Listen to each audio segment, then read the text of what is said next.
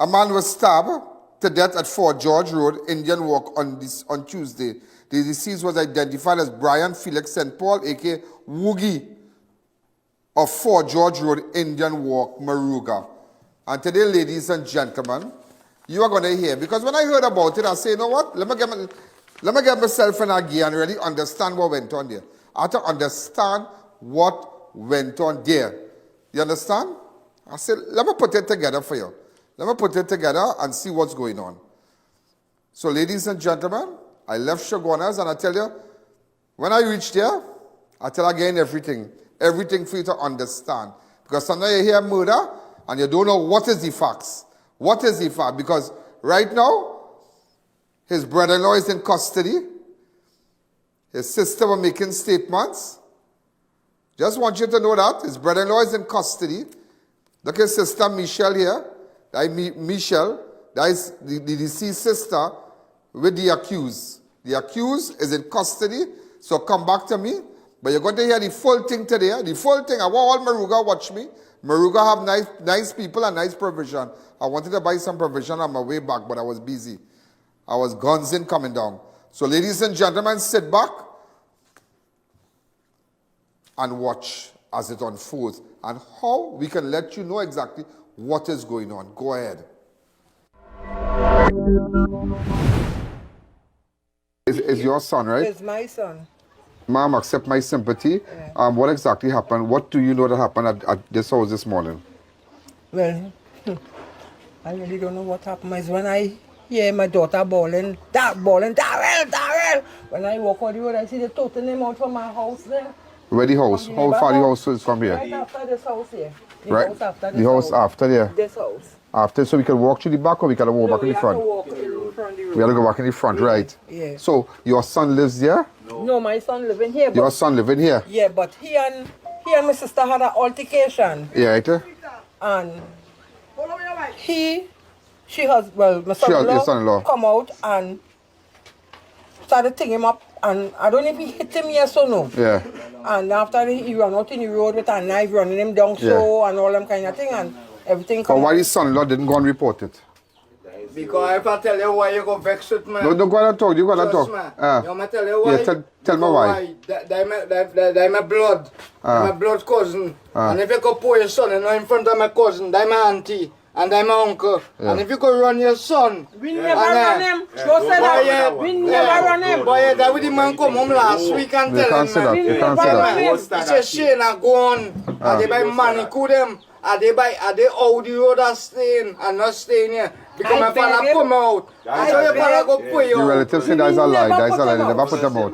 I beg him. Yeah, don't say that. Don't say that. Hey, go ahead. You see this house here? This house here? Yeah. He's the one who controls most of everything here. I know, Remember, yeah. my father I always had to see what everything. Right. You seen about everything. When my brother come from jail, he had the location, the sister and everything there. Right. And He spent how much years in jail? 3?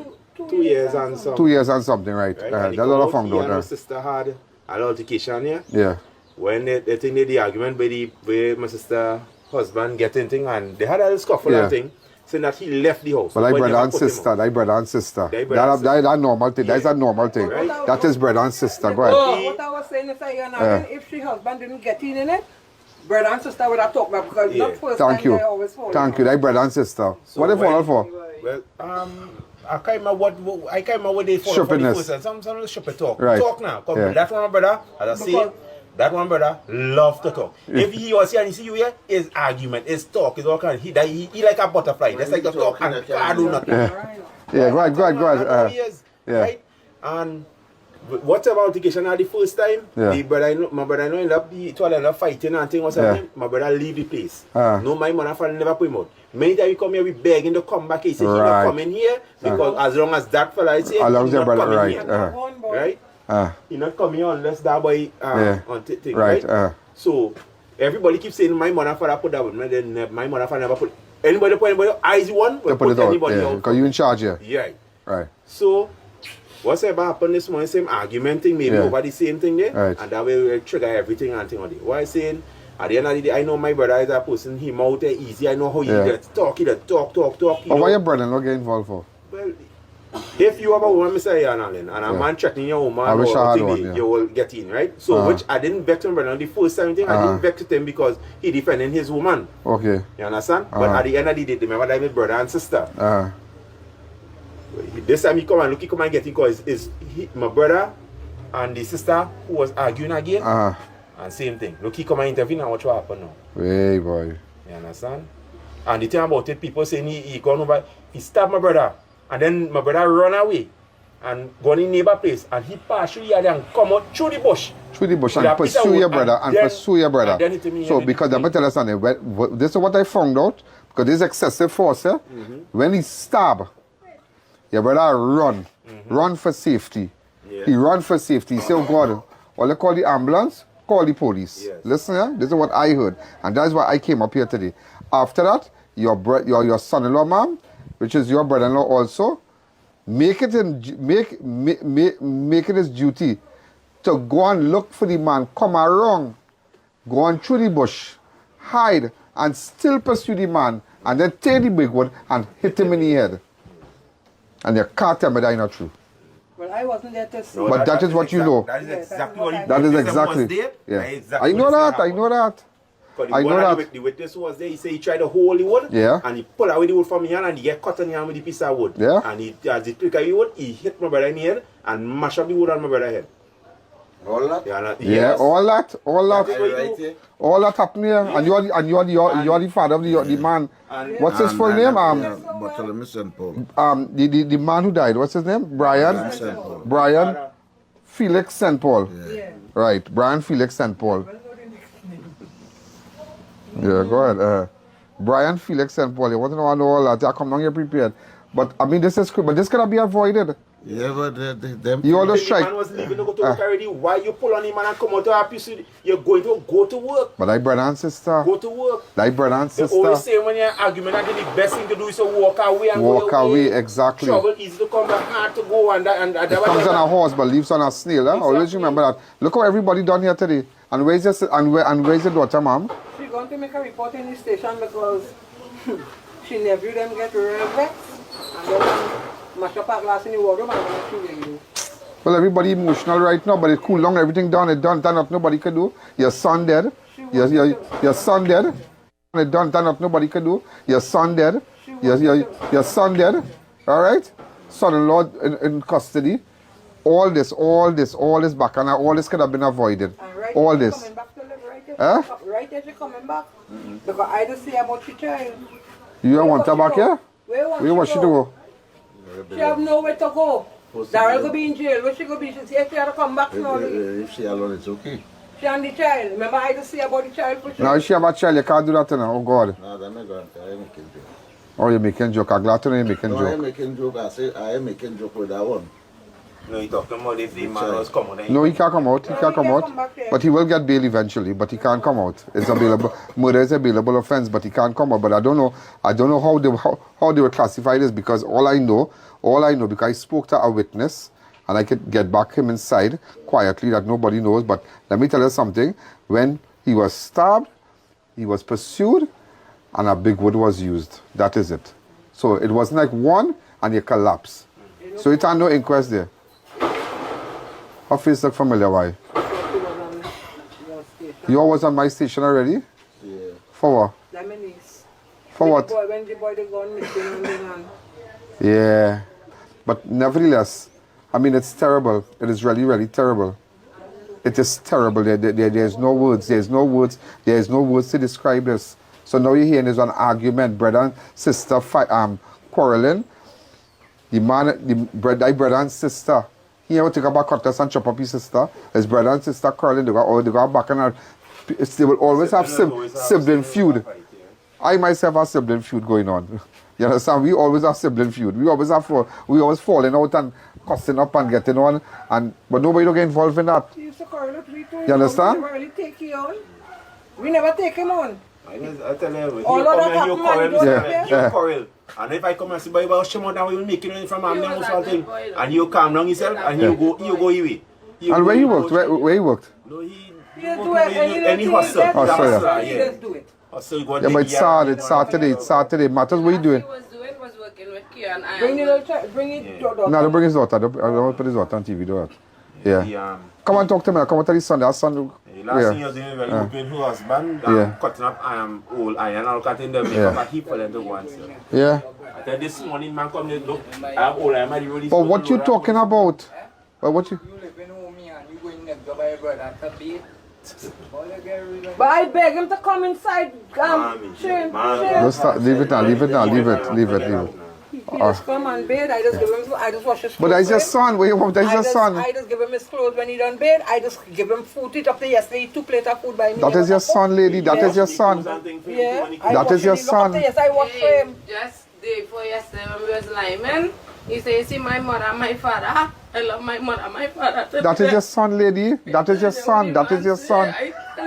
Matters what? That is your son. I can show it now. What he said? What he said? I love my mother and my father to death. You see my mother and my father. That is your son, so it doesn't matter washing clothes for him.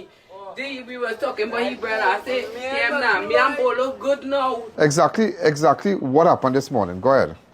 Woogie and Daryl, but Woogie curling on the junction. Woogie, who's Woogie? Woogie. Woogie is who? I give him that name. Brian. Brian. Right. Yeah, Brian, yeah. Me and Brian like me now by the junction there.